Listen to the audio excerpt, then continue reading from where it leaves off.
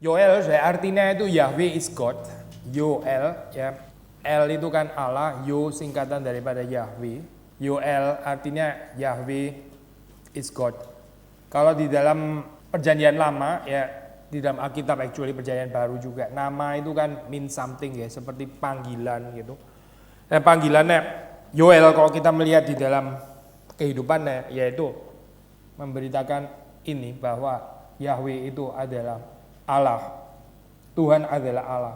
Saya skip ini saya perdebatan tentang penulisannya kapan gitu, ada argumentasi pre-exilik, late pre-exilik dan post-exilik. Kita skip aja bagian itu gitu. Kalau saudara melihat di dalam penekanan daripada kata yang penting di dalam kitab ini yaitu salah satu yang if not bukan yang paling penting ya, yaitu ini ya tentang hari Tuhan ya. Itu motif yang penting sekali gitu.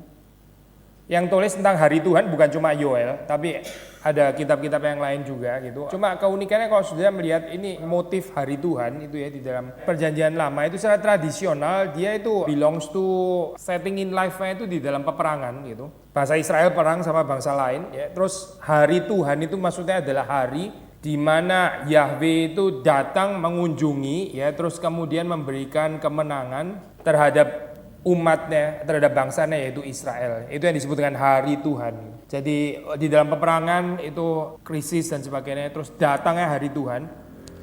Di dalam pengertian tradisional yaitu waktu Tuhan itu datang dan menolong umatnya, memberikan kemenangan. Itu namanya hari Tuhan gitu ya.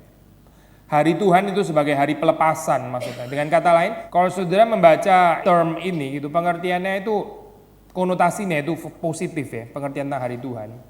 Tapi kalau sudah melihat di dalam Amos 5 misalnya, Amos 5, 18-20, itu hari Tuhan pengertiannya itu jadi negatif gitu, jadi judgmental saya di dalam hal ini. Coba kita lihat Amos 5 ya, sedikit ini apa, lihat Amos 5. Kita baca Amos 5 ayat 18-20 ya. Atau mungkin nggak harus baca 3 ayat, tapi paling nggak lihat 18 saja ya terutama ya. Coba bacain saya, Amos 5 ayat 18. Celakalah mereka yang menginginkan hari Tuhan. Apakah gunanya hari Tuhan itu bagimu? Hari itu kegelapan bukan terang. Ya 19-20 sudah bisa ini ya, lanjutkan lagi gitu ntar sendiri gitu. Jadi biasanya pengertian hari Tuhan itu yang tadinya terang, hari kemenangan, hari pertolongan Tuhan, sekarang jadi kegelapan gitu. Sudah dari Amos ya, kalau sudah membaca itu ada ini ya, ada shift itu pengertian tentang hari Tuhan itu jadi negatif gitu, yaitu hari penghakiman maksudnya. Ya tadi saya nggak ada ini, nanti kita ditutup dengan penghakiman dong hari jadi sesi ini ntar ya, belalang. Kalau di Universal Studio pakai 4D experience lagi ya, saudara kaki-kakinya bisa rasa ada belalang di sana gitu. Kalau kita melihat di dalam ini, di dalam buku atau kitab Yoel, ini ya ikuti ini ya, Amos gitu dalam hal ini. Jadi istilah hari Tuhan, saudara ketemu di Yoel 1 ayat 15, 2 ayat 1 dan 11 ya, 3 ayat 4 itu bicara tentang hari penghakiman. Nah istilah hari Tuhan ini kemudian terus digarap lagi begitu ya, termasuk juga di dalam kitab-kitab seperti Yesaya, Ezekiel, Sefania dan sebagainya. Itu sebagai penghakiman terhadap Israel atau juga bisa penghakiman terhadap bangsa-bangsa seperti misalnya dalam Yesaya 13:34 atau 46 ya. Bahkan penghakiman against the whole world, seluruh dunia ya. Yesaya 34, Sakaria 14.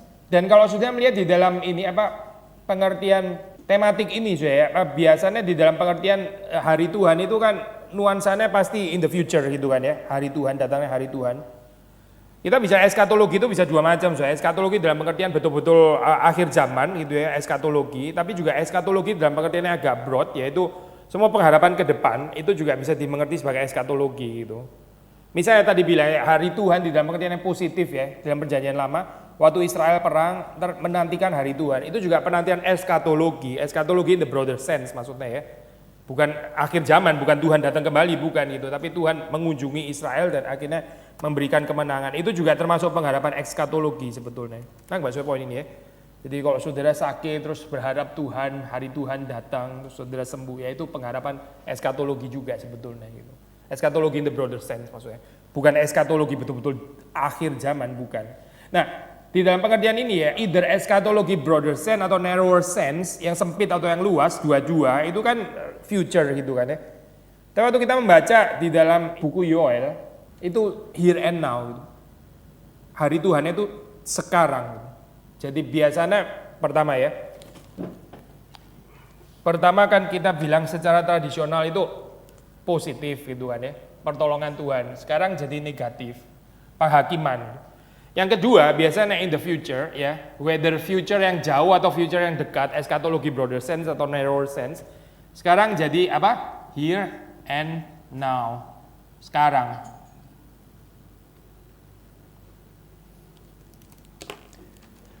Jadi kitab Yoel ini kalau sudah membaca memang dimulai dengan gambaran penghakiman gitu. Pasal 1, pasal 2. Tapi terus kemudian mulai pasal 2, nah di situ ada pemberitaan tentang ini ya, tentang berkat. Kalau saudara lihat 1:14, coba saudara lihat 1:14. Bicara tentang puasa di situ ya. Adakanlah puasa yang kudus, maklumkanlah perkumpulan raya dan seterusnya ya. Itu seperti kayak satu reference ya. Kalau terus kemudian saudara lihat di 2:15 ya. Diulang lagi gitu referennya. Tiuplah sangkakala di Sion, adakanlah puasa yang kudus, maklumkanlah perkumpulan raya. Tahu istilah reference ya. Jadi ini panggilan untuk pertobatan gitu. Termasuk dengan ini ya Pak. Gambaran tentang tula belalang itu tadi dan juga kekeringan ya sebelumnya. Ajakan untuk puasa, meaning pertobatan ya. Ratapan dan pertobatan. Terus 2:15 diulangi lagi di situ ya. Seperti referen gitu. Tetapi kemudian mulai 2 ayat 18, titlenya janji Tuhan kepada bangsa yang bertobat. Jadi gini saya, tadi pertama kan kita bicara tentang penghakiman gitu ya. Maksudnya perubahan motif itu ya, dari positif menjadi negatif. Di dalam penghakiman, tapi penghakiman itu bukan kata akhir saya, bukan gitu. Sehingga seperti kita sudah pernah ngomong ya, kita mesti ada diferensiasi dalam pengertian gini saya. Kita kan seringkali mendengar nabi palsu, nabi asli, nabi palsu itu kalau ini ngomong juga firman Tuhan saya, by the way, bukan teolog gitu, tapi firman Tuhan. Nabi palsu itu kan kalau ngomong nggak terjadi, nabi apa itu yang asli kalau ngomong kan terjadi gitu kan ya. Lalu saudara baca di dalam Yunus dia nabi asli, nabi palsu saya. Nabi asli kan ya. Yunus ngomong apa? Binasalah. Kasar sekali. Ya intinya itulah Pak, bukan binasalah sih ya. Binasalah itu kalau bahasa Inggris itu go to hell gitu kan. Enggak ngomong itu saya. Yunus ngomongnya ya 3 ayat 4. Coba saya baca ya. 40 hari lagi maka Niniwe akan ditunggang balikan. Ya, itu yang asli. Ini firman Tuhan ya. Yang saudara tadi itu ini apa untuk drama itu tadi kayaknya gitu. Saya baca lagi ya, 40 hari lagi maka Niniwe akan ditunggang balikan. Ini nabi asli bukan? Terus saya tanya, 40 hari setelah itu Niniwe ditunggang balikan enggak? Nabi palsu dong berarti. Enggak kan? Tetap enggak kan? Nah gitu saya bilang, perlu diferensiasi gitu ya. Kalimat itu nabi ngomong, kalau enggak terjadi nabi palsu gitu misalnya. Nanti dulu. Kalau gitu Yunus kategori nabi palsu gitu kan. Mungkin sebagian saudara ada yang bilang, memang palsu karena dia enggak punya compassion soalnya. Gak kayak Tuhan, gak ada pertobatan itu orang, memang agak palsu gitu, KW2 gitu atau apa. Enggak sih, kita bilang ini nabi yang diutus oleh Tuhan, jelas ya diutus oleh Tuhan, bukan diutus oleh dirinya sendiri gitu kan ya. Tapi apa sih artinya saya? Waktu kita mengatakan ini ya Pak, penghakiman gitu ya, sebetulnya waktu diberitakan oleh nabi yang asli sekalipun, itu ada kondisinya saya. Kondisinya kalau orang bertobat dan penghakiman itu batal gitu. Waktu penghakiman itu batal, bukan berarti nabi itu jadi nabi palsu, bukan gitu. Nabi palsu itu bukan itu maksudnya. Tapi dia mengatakan misalnya ya, kalau dia bicara penghakiman, Tuhan nggak sedang menghakimi, dia bicara penghakiman. Lalu kalau Tuhan mau bicara damai sejahtera, dia bicara penghakiman. Kalau Tuhan mau bicara penghakiman, dia bicara damai sejahtera. Itu yang nabi palsu saya. Jadi nggak membawakan yang maunya Tuhan. Waktu Yunus menyatakan kemarahan di situ, itu inline dengan ini, dengan kemarahannya Tuhan. But Tuhan kan masih simpen kasih karunia-Nya kalau Niniwe bertobat gitu kan ya. Jadi kalimat penghakiman itu saya bukan penghakiman di dalam pengertian gengsi seorang nabi yang kalau dia sudah mengutuk harus langsung terjadi aja. Itu bukan yang kita mengerti di dalam ini, bukan yang kita mengerti dalam Alkitab gitu. Kita kepingin sih saya mungkin ya punya kuasa apalagi sama orang-orang yang ngejahatin kita ya, kalau kita ngomong apa terus langsung dia sakit gitu misalnya, keren banget gitu kan, lama-lama orang takut sama kita gitu. Abraham kan pergi ke Mesir kan terus ini ya kena tula gitu kan ya, itu kan keren saya kayak gitu, keren tanda kutip ini kerennya apa. Tapi waktu Niniwe bertobat, si Yunus jadi nggak terjadi perkataannya gitu. And maksudnya gini, di dalam konsep yang sama ya kita bisa membaca kitab Yoel gitu. Hari penghakiman, tapi bukan tanpa kondisi, bukan tanpa tanpa kemungkinan ya untuk bertobat gitu. Penghakiman itu bukan penghakiman yang nggak bisa gerak begitu loh saya, yang statis. Kalau sudah kayak begitu terus nggak bisa ada penyesalan lagi. Since Yahweh sudah mengatakan demikian maka harus terjadi demikian. Maka di dalam hal ini saya kita juga menempatkan pembicaraan seperti tentang Tuhan menyesal dan sebagainya. Karena memang benar-benar Tuhan bisa menyesal gitu. Dia mengatakan sesuatu, ya manusia berbalik membujuk hati Tuhan, Tuhan menyesal gitu kan ya. Kita mesti terima konsep ini saya sebagai satu kemungkinan yang diajarkan oleh firman Tuhan. Bukan kalau Tuhan sudah ngomong begini ya maka begini ya. Gambaran again ya, since saya ngomongnya di gereja reform sudah gitu ya. Jadi kita mesti sedikit kritikal dengan resepsi yang salah terhadap teori kedaulatan Allah. Kalau saya khotbah di gereja Arminian misalnya gitu kan ya, saya akan ngomong kedaulatan Allah di sana gitu. Karena mereka perlu tahu itu. Mungkin saya akan banyak kritik bagian ini kali ya, yang terlalu penekanan tentang human agency, pentingnya manusia dan sebagainya itu yang mesti terus dikoreksi gitu. Tapi ini kan gereja reform gitu kan ya. Ya kan saya. Karena ini gereja reform, jadi saya tuh terpanggil untuk mengoreksi resepsi teori kedaulatan Allah yang masalah gitu. Bukan bahwa teori itu salah ya, bukan itu. Doktrin kedaulatan itu sudah pasti memang ajaran yang betul dari firman Tuhan. Tapi bisa diresepsi secara salah loh saya. Seperti kalau Tuhan sudah berkata penghakiman, ya sudah pasti kayak begitu. Lu mau apapun pokoknya Tuhan akan gitu terus gitu. Ini nggak cocok saya sama Alkitab, nggak cocok, betul-betul nggak cocok gitu. Saudara pernah dengar kalimat ini kan saya, kalimat apa itu? Kalimat terkenal kan. Doa itu bukan mengubah hati Tuhan, gitu kan ya. Doa itu adalah apa? Terusannya mengubah hati kita, gitu kan ya. Sesuai dengan kehendak. Saudara sering kan dengar kalimat itu di kalangan orang reform gitu kan. Saya nggak bilang kalimat ini sepenuhnya salah gitu. Tapi kalimat ini bisa ada masalahnya loh saya. Di mana masalahnya? Karena waktu Musa berdoa itu dia mengubah hatinya Tuhan. Saudara baca kan di Alkitab kan? Tuhan tadinya nggak mau pimpin kok. Tuhan sudah bilang, saya nggak mau pimpin, kamu jalan sendiri. Terus Musa membujuk Tuhan. Tuhan berubah loh setelah itu gitu. Berarti doa mengubah hati Tuhan kan benar? Atau enggak ya? Saudara mulai bingung, ini orang reform atau apa sih orang di depan ini? Saya kok digoyang-goyang kayak gini doktrinnya gitu kan? Saya nggak menggoyang-goyang saudara, saya menggoyang-goyang ini doktrin resepsi yang salah gitu. Konsep kedaulatan yang di dalam pengertian statis. Kalau itu yang saudara pegang ya, kita jadi males saudara ini komunikasi dengan Tuhan. Akhirnya berakhir betul-betul kepada fatalisme gitu. Benar-benar berakhir kepada fatalisme. Dan itu yang salah bukan doktrin kedaulatannya, resepsi kita yang ngawur gitu. Mungkin ada sebagian orang yang ngajarinnya juga ngawur sih gitu. Konsep doktrin kedaulatan Allah itu statis, ya. Benar-benar nggak bisa gerak. Kita tahu dari mana lagi pula kayak gitu kan ya. Saudara tahu dari mana waktu Tuhan mengatakan penghakiman bahwa setelah itu orang menyesal, Tuhan nggak menyesal. Saudara tahu dari mana gitu? Ya, ngerti nggak saya ngomong ya? Tuhan kan bilang, ini Yunus ngomong, sesungguhnya, ya nggak ada sesungguhnya, again itu urusan drama. 40 hari saya pun bisa keliru coba.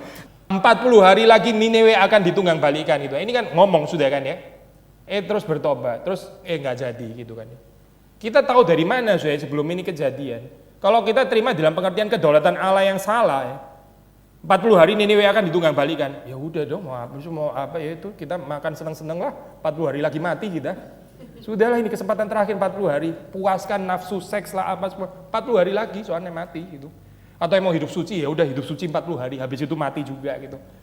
Kan ini ada dua resepsi sudah tahu kan ya di ini apa zamannya Paulus itu apa itu filsafat apa sih? Epikurian ya kalau nggak salah ya. Saya juga lupa ingat saya. Besok kita mati karena itu marilah kita bersenang-senang. Ya, yang dikutip sama Paulus. Karena besok kita mati, maka kita sekarang ini. Itu sebenarnya ada dua aliran saya. Satu mengatakan besok kita mati, hari ini kita bersenang-senang. Satu aliran. Aliran lain besok kita mati, hari ini kita hidup baik-baik karena ini kesempatan terakhir. Ya, ini sama-sama loh saya. Besok mati bisa ditanggapi dengan mengumbar nafsu, satunya dengan menjaga ini diri gitu. So, balik lagi tadi ya, waktu dikatakan 40 hari ya, kalau kita resepsi di dalam doktrin kedaulatan Allah yang salah, ya sudah itu nggak akan bisa rubah kan keputusan Tuhan sudah jatuh seperti itu ya, kita tinggal jalani aja gitu. Sekarang either aliran yang foya-foya atau aliran yang jaga ketat dan 40 hari lagi kita mati setelah itu gitu. Tapi kalau kita baca Alkitab nggak begini, doktrin kedaulatan Allah itu bukan begitu, bukan gitu. Itu kebablasan atau salah interpretasi actually gitu. Yang ada yang kita baca di dalam Alkitab adalah penghakiman diberikan ya, itu hari Tuhan ya. Yang tadinya positif sekarang berubah menjadi hari penghakiman. Siapa yang merubah? Ya Yahweh, Tuhan. Siapa lagi yang merubah gitu. Ini bukan Yoel yang merubah itu Tuhan ya. Amos juga nggak merubah, yang merubah Tuhan. Amos cuma dengar dari Tuhan. Yang positif jadi negatif, tapi di dalamnya negatif ada pengharapan tuh jadi positif lagi gitu. Kalau kamu bertobat, ya jadi di sini ada peran manusia yang pakai tanda kutip aja lah karena kita orang reform yang mengubah hati Tuhan itu tadi gitu. Bisa menjadi pengharapan yang positif ya. Makanya waktu kita melihat di dalam kitab Yoel itu mungkin bagian yang paling terkenal, yang paling diingat orang yaitu yang dikutip oleh Petrus di dalam khotbah Pentakosta itu kan ya. Itu kan kalimat positif ya actually. Maksud saya ini loh pasal 2 ya ayat 28 sampai 32. Ini dalam kondisi seperti diberi judul AI ya, tepat ya. Janji Tuhan yang saya tambahin ya, hanya diberikan kalau bangsa itu bertobat gitu. Sekali lagi ya, janji Tuhan yang hanya diberikan kalau bangsa itu bertobat. Tapi tadinya hari Tuhan itu bicara tentang penghukuman. Saya baca sebelumnya yaitu 2 ayat 13 ya. Di situ, koyakkanlah hatimu dan jangan pakaianmu, berbaliklah kepada Tuhan Allahmu. Lalu terus setelah itu sudah perhatikan, sebab Ia pengasih dan penyayang, panjang sabar dan berlimpah kasih setia. Nah, sudah perhatikan. Dan Ia menyesal karena hukumannya. Dia menyesal karena hukumannya. Sifat Tuhan penyayang, ya pengasih, panjang sabar, berlimpah kasih setia itu nggak pernah berubah kan? Ini atribut yang nggak bakal pernah berubah gitu. Iya kan? Dari dulu dia seperti itu gitu. Ini bukan kutip, ini actually kutipan kan ya? Ini bukan pertama kali keluar kalimat ini kan ya? Tuhan pengasih dan penyayang, panjang sabar dan berlimpah kasih setia. Ini kan bukan pertama kali keluar di sini, ini kan tradisi, motif yang sudah dari dulu begitu kan ya? Yang dikutip oleh Yoel di sini dikatakan itu. Itu nggak berubah. Tapi kita juga tahu Tuhan itu Maha Kudus, itu juga nggak berubah. Gitu. Lalu Tuhan kadang-kadang ada saat mengekspresikan kekudusannya, ya, yang menghakimi dosa manusia, ya. Lalu ada saatnya Tuhan memberikan kasih karunia karena Dia adalah Tuhan yang panjang sabar, berlimpah kasih setia dan seterusnya. Gak berubah, gak berubah. Tapi saudara perhatikan ya, atribut Allah itu bukan cuma satu loh, bukan itu. Ada banyak atribut itu, ada kelincahan di dalam atribut Allah. Yang sedikit lebih simpel ya, Yesus itu dua natur. Ya. Ada saat Dia menyatakan natur manusianya, ada saat Dia menyatakan natur ilahinya. Gitu. Waktu Dia menyatakan natur ilahinya, natur manusianya seperti kayak gimana ya, kita nggak lihat gitu. Waktu Dia menyatakan natur ilahinya, natur manusianya seperti kayak di belakang gitu. Seperti kayak ada saat yang satu di depan, satu di belakang, seolah-olah kayak gitu. Tapi Dia nggak pernah kehilangan. Waktu dinyatakan natur ilahinya, Dia nggak kehilangan natur manusianya. Waktu dinyatakan natur manusianya, Dia bukan berarti kehilangan natur ilahinya. Gitu. Sama, kita terapkan prinsip yang sama di dalam ini, doktrin atribut Allah. Waktu Tuhan menyatakan penghakiman, ya Dia sudah menyatakan atribut kekudusannya, gitu kan ya. Karena manusia memang berdosa. Tapi Dia nggak pernah kehilangan atribut ini, panjang sabar, berlimpah kasih setia, pengasih dan penyayang. Itu nggak kehilangan. Gitu. Di mana itu atribut yang itu? Ya seperti kayak tersembunyi di belakang, Tapi terus kemudian Yoel, ya Tuhan sendiri melalui Yoel mengatakan kalau kamu bertobat, ya kalau kamu bertobat, Tuhan itu pengasih dan penyayang, berlimpah kasih setianya. Dia menyesal. Ya kita mesti percaya penyesalan Tuhan, karena kalau enggak, masalah, spiritualitas kita bakal sangat masalah, gitu. Sangat bermasalah dan itu enggak jadi reform, jadi deform menurut saya. Karena saudara nggak setia sama firman Tuhan. Saya nggak tertarik dengan teori yang mengatakan tentang ini ya, gambaran apa itu antropopatis, antropomorfi dan sebagainya, yang mengatakan bahwa ini nggak real kayak begini. Karena Tuhan itu apatos, nggak punya perasaan. Itu konsep Greka, bukan konsep Alkitab gitu. Tuhan itu dianggap nggak berperasaan gitu. Karena Tuhan menyesal. Ini nggak real. Ini apa? Tuhan pinjam bahasa manusia. Saudara mengerti maksudnya ya? Tuhan pinjam bahasa manusia untuk menjelaskan supaya kita mengerti. Pada sesungguhnya di dalam diri Tuhan nggak ada penyesalan. Mana ada sudah jalan itu di sini? Kok saya nggak ketemu ya konsepnya? Di sini dan ia menyesal karena hukumannya. Terus habis itu ketemu ayat 14-nya. Sebetulnya sih dia nggak menyesal sih, sebetulnya cuma ini diomongin gini karena antropopatis dan mana ada kalimat itu, mana ada. Nggak ada, yang ada dia bilang Tuhan menyesal karena penghukuman. Sudah gitu, titik gitu. Kok ditafsir terlalu overly clever ya, maksudnya sama orang-orang reform gitu. Yang terlalu setia sama dewa Yunani kayaknya daripada Allahnya Alkitab. Nggak menolong soal konsep kayak gitu. Kita menghapus konsep penyesalan Tuhan, justru malah mencelakakan gitu. Akhirnya kita akan terjun bebas ke dalam ini fatalisme nanti gitu. Karena Tuhan kita itu statis, kita juga akan jadi statis. Kita ini created after the image of God. Kalau Tuhan kita, saudara statis. Kalau Tuhan saudara dinamis. Kalau Tuhan saudara nggak berubah di dalam pengertian yang statis ala Greek, saudara juga nggak berubah, pasti nggak berubah. Saudara ikut-ikutan statis kayak Tuhanmu, Tuhan yang palsu itu. Tapi kalau Tuhanmu bisa menyesal, ya bisa ada kelincahan kayak begini tadi yang saya jelaskan ya. Dari murka terus kemudian ada kasih setia, ya menyesal di dalam istilah Alkitab. Nah, kita juga bisa menyesal. Dari keras hati menyesal jadi bertobat, karena created after the image of God. Ngerti nggak saya? Usirlah dewa-dewa Yunani itu dari pikiranmu saya. Jangan meracuni teologi reform kita. Itu bukan teologi reform, itu dewa Yunani sebetulnya gitu.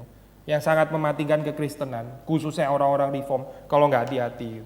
Saya nggak ngajar Arminianisme saya di sini ya, bukan. Ini bukan Arminianisme, ini Alkitab gitu. Kita baca Alkitab saja gitu, karena orang reform kan harusnya setia sama Alkitab. Sekali lagi saya, kalau kita percaya Tuhan yang nggak bisa menyesal, saudara created after the image of God, saudara juga nggak akan tahu apa artinya menyesal, because your God nggak pernah menyesal. Memang ada saya kalimat Alkitab yang seperti kontradiksi ya. Tuhan menyesal, terus habis itu nggak jauh ayat Tuhan itu Tuhan yang nggak bisa menyesal. Masa kan Tuhan menyesal? Ini satu pasal yang sama ngomong Tuhan menyesal, Tuhan nggak menyesal gitu kan ya. Di Samuel saya, in a certain sense Tuhan menyesal. Di dalam extent yang lain Tuhan nggak menyesal gitu. Jadi ini menyesal di dalam dua pengertian yang berbeda. Tuhan nggak menyesal di dalam pengertian kayak dia itu pelin-pelan. Pasti Tuhan nggak menyesal dalam pengertian itu saya, karena dia itu maha tahu kan. Nggak mungkin Tuhan menyesal dalam pengertian itu. But in relation with his people, di dalam relasi dengan umatnya, Tuhan indeed menyesal. Seperti dalam bagian ini. Sekali lagi ya, kan permulaannya hari Tuhan itu penghakiman. Tapi terus kemudian ada tawaran untuk bertobat, berpuasalah ya. Kalau saya paraphrase pakai istilah yang lebih vulgar ya, ubahlah hati Tuhan gitu ya. Berpuasalah, ubahlah, bujuklah Tuhan gitu. Lalu kalau kamu bisa membujuk Tuhan, ya bertobat dari dosa-dosamu, seperti itu loh, Ninive itu, kan juga sama kan, saya bertobat kan, terus diurungkan kan, penghakiman 40 hari itu kan diurungkan gitu, oleh Tuhan. Bukan Yunus salah ngomong saya, bukan, itu kalimat penghakiman juga dari Tuhan.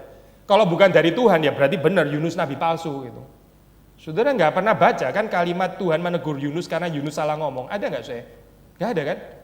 Misalnya Tuhan, Niniwe akan, misalnya Yunus ngomong, 40 hari lagi, Niniwe akan ditunggang-balikan. Terus suara gledek gitu, ngawur gitu maksudnya. Nggak ada kan soalnya, nggak ada itu di Alkitab. Jadi Tuhan mengonfirmasikan murkanya Yunus gitu, betul-betul mengonfirmasikan. Memang betul, itu bangsa harus dihakimi.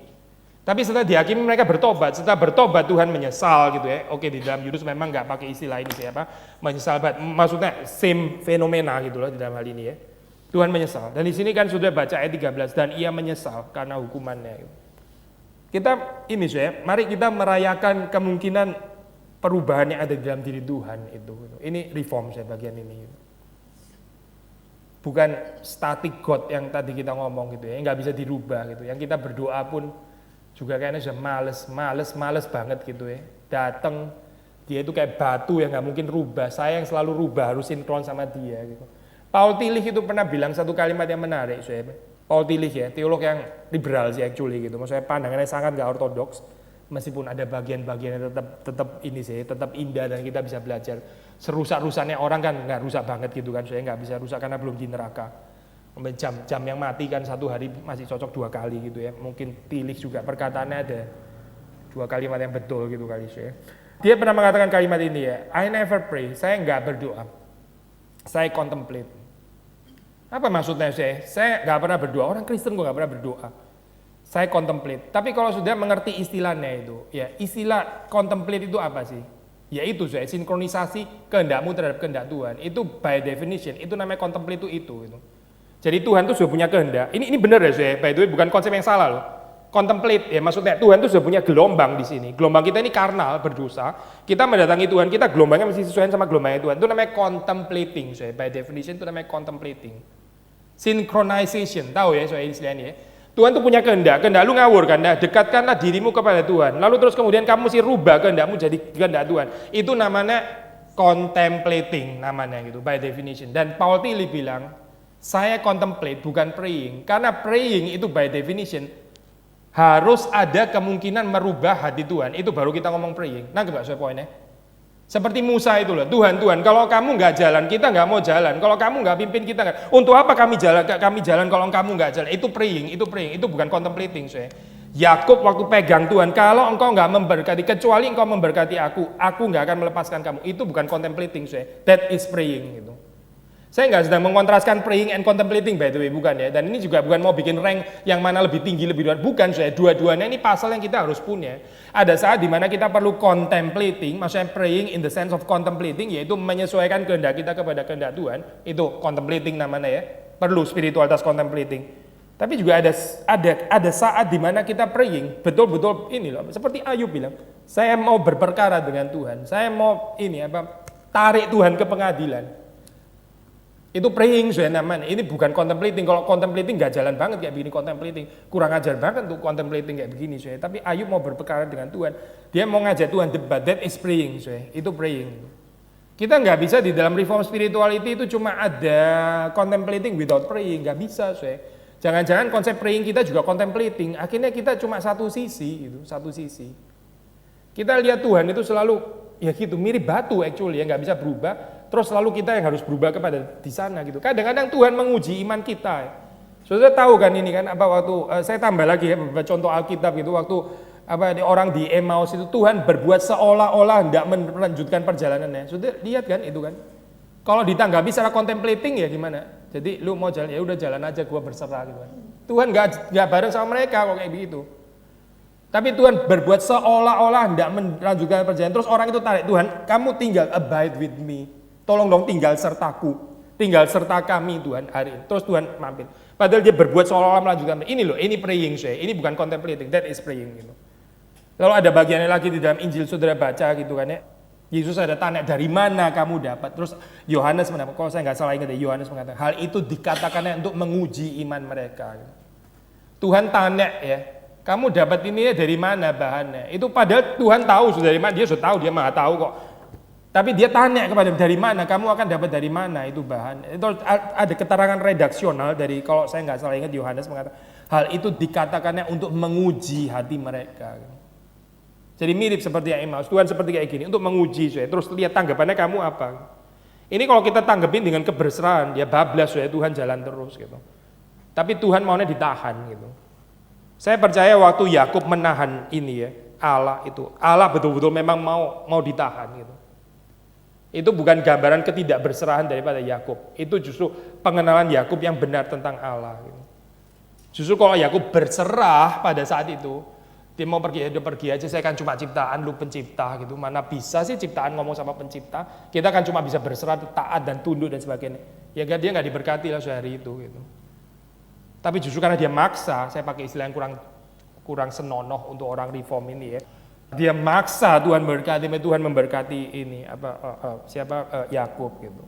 So, saya mau pakai prinsip yang sama saya. Ini bukan pertama kali by the way ngomong kalimat ini, tapi intinya adalah ada penghakiman Tuhan ya. Terus kemudian ada sekarang setelah penghakiman bagaimana gitu. Yuk, mental nerimo gitu. Ya ada penghakiman mau apa lagi gitu. Atau bertobat gitu. Kalau bertobat Tuhan menyesal karena penghukumannya. Dan menyesal itu gak tanggung-tanggung saya. Dari penghakiman yang begitu berat, sudah baca di dalam ini ya, pasal 2 ayat 28. Kemudian daripada itu akan terjadi bahwa aku akan mencurahkan rohku ke atas semua manusia. Maka anak-anakmu laki-laki dan perempuan akan bernubuat. Orang-orangmu yang tua akan mendapat mimpi. Teruna-terunamu akan mendapat penglihatan-penglihatan. Juga ke atas hamba-hambamu laki-laki dan perempuan akan kucurahkan rohku pada hari-hari itu. Aku akan mengadakan mujizat-mujizat di langit dan di bumi, darah dan api dan gumpalan-gumpalan asap. Matahari akan berubah menjadi gelap gulita dan bulan menjadi darah. Sebelum datangnya hari Tuhan yang hebat dan dahsyat itu. Dan barang siapa yang berseru kepada nama Tuhan akan diselamatkan. Sebab di Gunung Sion dan di Yerusalem akan ada keselamatan seperti yang difirmankan Tuhan. Dan setiap orang yang dipanggil Tuhan akan termasuk orang-orang yang terlepas. Saudara, bandingkan ayat ini ya sama bagian-bagian awal yang bicara tentang penghakiman gitu. Penghakiman ya. Terus kemudian ada janji, tapi hanya diberikan kepada yang bertobat. Kalau bertobat, terus kemudian mengalami ini. Hari Tuhan in a positive way. Jadi kalau saudara lihat itu seperti kayak ada gerakan balik gitu ya. Tapi baliknya bukan balik persis ya. Baliknya melampaui yang ini. Jadi ini tadinya positif ya. Sekali lagi ya, di dalam konteks apa? Peperangan kan ya. Peperangan gitu. Peperangan, bangsa Israel ini semua kalah, ini mau kalah. Hari Tuhan datang menang gitu kan ya. Ini pengertian pertama, tradisional ya. Tapi terus kemudian Amos ya, Yoel membalik, bukan mereka yang balik, mereka diminta untuk Tuhan membalik. Jadi negatif ini jadi penghakiman gitu. Tapi kalau kamu bertobat, saudara perhatikan ya, bukan balik ke sini lagi, more than positif ini, jauh melampaui positif yang pertama. Karena ini nggak comparable, janji Tuhan yang kita baca di sini. Ini nggak comparable dengan pengertian positif hari Tuhan yang tradisional. Jadi ini bukan apa ini ya, bukan dari sini ke sini terus dibalikin ke sini lagi gitu ya. Karena itu sebagian orang reform di dalam hal ini apa tepat sekali mengatakan kita waktu di restore ya, kita kan original creation ya, terus jatuh ke dalam dosa. Waktu kita di restore, dikuduskan, itu bukan balik ke sana lagi tapi melampaui ciptaan yang pertama. In a sense saudara bisa bilang restore, namanya kan restore, seperti kayak dikembalikan lagi. Tapi sekaligus melampaui original creation, nggak sama dengan original creation. Melampaui original creation jauh lebih indah daripada original creation, daripada sebelum Adam jatuh ke dalam dosa. Sama kalau sudah baca di sini ya, waktu hari Tuhan yang dari positif jadi negatif balik ke positif lagi.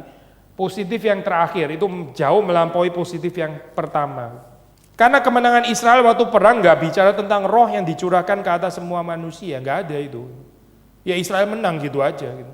Yahweh menolong, Israel menang kan. Roh itu nggak pernah dicurahkan ke atas semua manusia, cuma dicurahkan kepada siapa? Nabi kan. Nabi yang dicurahkan roh itu pun sementara. Gitu.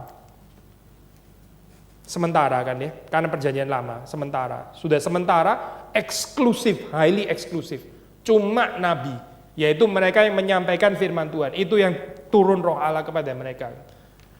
Makanya waktu Saul kepenuhan kan orang bingung, apakah Saul ini termasuk nabi dan sebagainya gitu kan ya. Dia kan raja tapi terus kemudian turun kepenuhan. Ini termasuk, karena roh itu turun cuma pada nabi. Ya bukan cuma pada nabi, kalau kita baca Levitikus juga ada ini seniman-seniman itu juga dipenuhi ini Roh Kudus ya. Seniman dipenuhi Roh Kudus ya. Jadi saudara yang seniman itu berbahagia. Tapi seniman kalau nggak dipenuhi Roh Kudus itu aneh banget gitu ya. Dipenuhi roh yang lain gitu. Ini jadi anehnya nggak karu-karuan. Balik lagi ke sini janji universal atau istilah common ya, common prophethood ya. Saya pinjem istilahnya Luther kan bilang istilah nulis di sini. Common priesthood ya. Tahu common priesthood tadinya yang imam itu kan eksklusif orang-orang tertentu ya. Orang-orang imam Katolik itu, terus Luther bilang priesthood common itu untuk semuanya, universal priesthood of all believers. Semua orang percaya itu adalah priest. Kita di hadapan Tuhan itu kita punya fungsi priest gitu. Bukan cuma orang-orang tertentu itu yang priest, kita semua priest gitu kan ya. Saya pinjam istilah yang sama, ini Protestan banget Protestan banget. Dan kita ngikutin Alkitab bukan penemuannya teolog Protestan, bukan. Kita cuma ngikutin Alkitab. Ini bicara tentang common prophethood. Saudara kalau search di ini internet, saudara prophethood didominasi sama ini ini agama Muslim gitu. Kalau saudara search di internet, yang naik pertama di atas gitu. Maksudnya ini just stating bahwa kayaknya orang Kristen kurang mengembangkan konsep prophethood gitu. Kalau priesthood gitu ya, apalagi common priesthood, Luther dan sebagainya langsung ketemu itu gitu. Tapi prophethood ya kayak seperti agak kurang dibahas gitu. Padahal ini penting sekali Kita tahu penggenapannya kan di Pentakosta tapi sudah dibuat sejak dari Yoel ini di perjanjian lama sudah bicara common prophethood. Seperti di perjanjian lama, saudara baca Yeremia sudah ada janji tentang the new covenant kan. Itu kan old covenant kan, maksudnya old testament gitu ya. Di dalam old testament sudah ada janji the new covenant gitu. Mulutnya Yeremia ya. Ini old testament bicara perjanjian baru, perjanjian yang baru di perjanjian lama. Sama saya, waktu kita membaca di perjanjian lama ya, old testament sudah ada konsep tentang the common prophethood. Maksudnya apa saya ini? Ini loh saya, saudara baca. Sekali lagi ya, rohku dicurahkan, bahwa aku akan mencurahkan rohku ke atas semua manusia. Needless to say, istilah semua itu bukan every individual maksudnya saya. Kita kan nggak percaya universalisme dalam pengertian itu kan ya. Waktu semua itu bukan berarti lu percaya nggak percaya lu pun dicurahkan, itu ngawur banget saya tafsiran kayak begitu. Istilah semua itu seringkali dalam Alkitab maksudnya adalah semua jenis gitu. Maksudnya bukan untuk kelas tertentu gitu loh, semua. Bukan cuma orang Kelapa Gading tok gitu nah. Semua orang Kebon Jeruk iya, orang Karawaci, orang semua maksudnya dalam pengertian. Bukan berarti every individual semua itu bukan. Maka kalau sudah baca dicurahkan ke atas semua manusia ya, yaitu apa saya? Anakmu laki-laki dan perempuan ya. Biasanya cuma laki-laki saya. Tapi sekarang laki-laki dan perempuan. Perempuan kok bisa termasuk ya di sini ya. Lalu sudah perhatikan, orang-orang tua akan mendapat mimpi, teruna-terunamu akan mendapat penglihatan. Biasanya kan elders yang dapat ini kan, apa pencurahan kan elders, tua-tua gitu. Kok bisa orang muda, teruna, anak-anak muda juga dapat? Itu kan nggak cocok, mereka terlalu junior. Gitu kan ya. Tapi ini sama Tuhan dibabat konsep ini ya, di relativize gitu, bukan dibikin lebar gitu. Sekarang bukan cuma untuk para tua-tua, teruna-teruna juga akan mendapatkan penglihatan. Sudah pasti yang biasanya dapat kayak begini ya, pasti harus orang merdeka ya, nggak mungkin budak kan ya. Tapi di sini bidang hamba-hambamu, budak pun juga, laki-laki dan perempuan. Budak sudah gitu perempuan lagi saya, itu jauh banget saya ini apa tingkatannya ya. Budak aja sudah nggak bisa dapat, ini budak perempuan lagi saya gitu. Tapi Tuhan bilang akan dicurahkan semua kepada mereka gitu, seperti nggak ditahan lagi oleh Tuhan. Nah sekarang pertanyaannya saya, prophet itu untuk apa gitu? Prophet itu untuk apa gitu? Kita mesti memikirkan fungsi kenabian itu apa sebetulnya? Apa saya? Iya memberitakan firman ya, sederhana ya saya. Nabi kan bernubuat, bernubuat itu maksudnya apa? Inline dengan perkataan Tuhan, itu namanya bernubuat itu. Bernubuat itu bukan meramal masa depan, terus ramal masa depannya pasti terjadi. Again ya, saudara, kalimat itu memang kalimat dari firman Tuhan sendiri ya. Kalimat firman Tuhan kan mengatakan, sekali lagi ya ini ulangan ya, kan bilang apa bedanya nabi palsu dan nabi asli? Kalau nabi asli itu mengatakan terjadi sesuai apa dia katakan, nabi palsu nggak terjadi apa yang dia katakan gitu. Itu kalimat itu saudara mesti mengerti dengan konteks yang benar. Nggak bisa cuma terima gini tok, karena kalau cuma terima gini tok saya, Yoel palsu, terus habis itu ya siapa ini Yunus palsu, banyak banget yang palsu saya, karena penghakiman Tuhan ternyata nggak terjadi, padahal mereka ngomong seperti itu gitu. Jadi bukan itu maksudnya, waktu Alkitab mengatakan nggak terjadi, bukan dalam pengertian itu, nggak terjadi karena mereka nggak inline dengan apa yang dikatakan oleh Tuhan. Gitu. Bangsa yang seharusnya dihakimi, tapi mereka bilang damai sejahtera, itu nabi palsu gitu. Akhirnya Tuhan betul-betul turunkan murka kan, nggak ada damai sejahtera kan akhirnya. Betul kan ya, saya sekali lagi ya. Ini bangsa Tuhan mau tegur, tapi nabi palsu itu dasar penjilat manusia. Dia nggak berani tegur, tapi bilang damai sejahtera, shalom, shalom gitu ya. Saudara mesti hati-hati dengan istilah shalom, ya. Kalau Tuhan nggak sedang mau bicara shalom, saudara bicara shalom, saudara nabi palsu hari itu. Gitu. Gak selalu shalom, saya nggak selalu. Tuhan tuh kadang-kadang bukan datang dengan shalom, datang dengan murka. Gitu. Tapi gimana saya? Ya memang mesti peka gitu ya, peka dengan apa? Hati-hati ngomong shalom waktu Tuhan murka, saudara jadi mirip nabi palsu gitu. Meskipun nggak ada intensi jadi nabi palsu. Balik lagi ke sini saya. Waktu nabi memberitakan apa yang mereka terima dari Tuhan, ya, itu kan nabi yang sejati ya. Menerima perkataan dari Tuhan, lalu terus kemudian dikatakan kepada yang perlu benar. Whether nanti akhirnya Tuhan menyesal atau enggak, itu urusan belakangan, coy. Itu Nabi enggak ngurus urusan itu, gitu. Itu terserah Tuhan nanti bagaimana deal dengan umatnya. Dia cuma menyampaikan, ya, apa yang menjadi isi hati Tuhan, disampaikan kepada umat. Efeknya bagaimana nanti di dalam kontrol Tuhan. Kita percaya Tuhan kita berdaulat, kita percaya manusia juga diberikan space, diberikan free will oleh Tuhan ya untuk menanggapi itu apa yang Tuhan katakan gitu ya di dalam hal ini. Dan sudah melihat di dalam pertobatan itu ada janji Tuhan akan mencurahkan ini ya, pinjam istilah Luther sekali lagi ya, common prophethood, setiap orang itu pemberita firman. bukan cuma nabi, tapi setiap orang pemberita firman. Bukan cuma rasul, ya bukan cuma hamba Tuhan, bukan cuma pendeta, tapi setiap orang percaya itu pemberita firman. Kita mesti menghargai ini kepercayaan Tuhan seperti ini gitu. Karena kalau sudah melihat di dalam perjanjian lama ya, betul-betul tugas itu tugas yang sangat-sangat eksklusif ya, nggak diberikan kepada banyak orang gitu, yang disebut nabi ya. Itu sangat-sangat khusus, tapi sekarang kita memiliki fungsi nabi menurut nubuatan Yoel. Tapi sekali lagi ya, bukan tanpa kondisi ya, bukan tanpa kondisi gitu. Kondisinya yaitu apa sih? Bertobat. Repent, lalu kita mengalami ini, janji Pentakosta. Ada dimensi objektif, ada dimensi subjektif ya. Dimensi objektif ya, Pentakosta sudah terjadi. Dari sisi Tuhan sudah dicurahkan. Dari sisi Tuhan ya, ini sudah dicurahkan, sudah terjadi. Once, sekali dan untuk selamanya, sudah. Nah sekarang kita bicara sisi subjektif ya, sisi subjektif ya. Bukan kita mau menggagalkan Pentakosta, bukan. Tapi kalau kita nggak bertobat ya, janji Pentakosta itu menurut Yoel, saya balik ke Yoel ya, bukan Kisah Para Rasul. Menurut Yoel nggak terjadi. Pencurahan itu jadi nggak berlaku untuk kita gitu. Maksudnya kita jadi gagal menjalankan fungsi nabi. Karena apa sih? Karena nggak ada pertobatan. Kan ada kondisinya di sini dibilang jelas gitu. Menurut Yoel, penghakiman ya kalau bertobat dan janji Tuhan, common prophethood. Kalau nggak bertobat ya penghakiman tadi lah gitu. Hari Tuhan yang penghakiman tadi gitu. Hari Tuhan di mana kita akan dihakimi. Tetap yang ini yang negatif ya. Nggak ada perubahan ke positif. Karena perubahan ke positif itu terjadi kalau manusia bertobat. Seperti Niniwe bertobat. Kalau saudara dan saya bertobat ya, ada janji common prophethood. Sekali lagi ya, dari sisi Tuhan objectively ya, itu sudah diberikan Pentakosta, sudah terjadi. Bahkan 2000 tahun lalu gitu ya. Tapi kita sendiri ada aspek subjektif ya.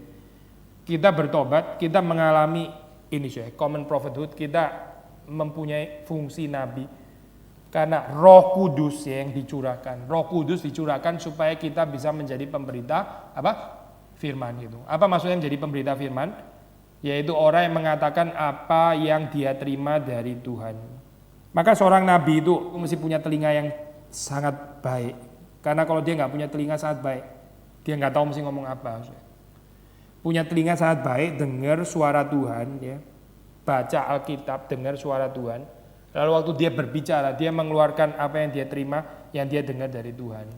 Tapi kalau dia budek, kalau dia pendengarannya terganggu, dia nggak peka di dalam pendengaran, dia ngomongnya pasti ngawur, pasti ngawur. Itu nabi palsu namanya. Nabi palsu yang nggak ada fungsi nabi, karena dia nggak dengar dari Tuhan, karena itu nggak tahu mesti ngomong apa. Akhirnya ngomongnya ngawur. Tugas ini dipercayakan Tuhan ya, rohnya itu kepada semua manusia, kepada saudara dan saya. Bukan cuma kepada Martin Luther, bukan cuma kepada Wycliffe yang terjemahin firman Tuhan itu, bukan cuma kepada orang-orang tertentu, tapi kepada kita semua, pemberita firman Tuhan.